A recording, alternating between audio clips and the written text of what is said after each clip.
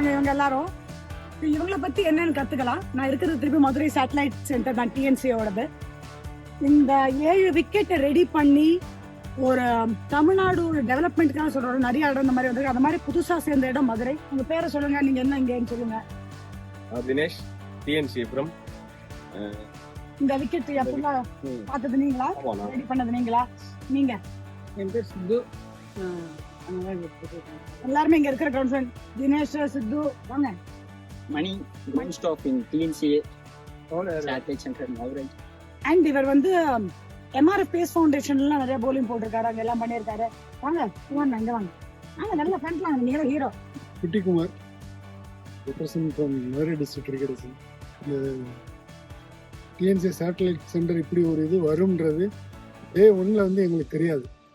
டே 1ல் இருந்து ஒர்க் பண்ணியிருக்கோம். நைட்டும் பகலுமே அவங்க எல்லாருமே அவ்வளோ ஹார்ட் ஒர்க் கொடுத்துருக்காங்க. கொடுத்து இன்னைக்கு இந்த காலேஜோட பிரசிடெண்ட்டே நாங்கள் ஒரு இடத்த, ஒரு குப்பை மாதிரி கிடந்த இடத்த இன்னைக்கு சொர்க்கமாக மாற்றிருக்காங்க.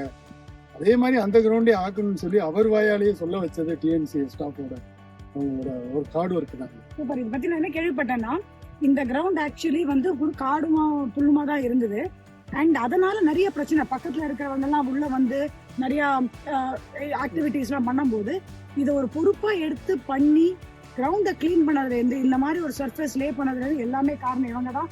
அண்ட் சீட்ஸுக்கு பிஹைண்ட் ஒர்க் பண்றவங்களுக்கு கிரெடிட் நம்ம நிறைய தரதுக்கு இல்லாதது காரணம் என்ன அப்படின்னு பாத்தீங்கன்னா, அது அஸ்யூம் அது வேலை தானேங்கிறது ஒரு அசம்ஷன். ஆனா ஒரு பிச்சு இந்த மாதிரி தான் இருக்கணும், இதுக்கான ஒரு பவுன்ஸ். ஃபார் எக்ஸாம்பிள் இது புதுசா லே பண்ணிருக்க பிச். இன்னும் கொஞ்சம் ஒர்க் இருக்குல்ல, இதுல என்ன ஒர்க்லாம் இருக்கு?